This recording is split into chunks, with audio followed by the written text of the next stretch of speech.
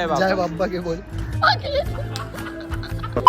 हरे कृष्ण भावांनो, new day new content. फक्त एकच गोष्ट सेम आहे, जे आहे खाणं. कारण अख्खा ग्रुप आमचा कॉलेजमध्ये खाण्यापिण्यासाठीच येतो. म्हणून आपली पोट पूजा करून आम्ही येतो माझ्या ज्युनियर कॉलेजच्या समोरच्या ग्राउंडवर क्रिकेट खेळायला. बाय द वे, हा माझा ज्युनियर कॉलेज आहे जिथे मी पूर्ण 2 वर्ष काढले. मग तिथून आम्ही येतो अगर बाजारात उसाचा रस पियायला. आणि कॉलेजमध्ये आज डीजे लावला होता कारण एक नवीन इव्हेंटची ओपनिंग होती.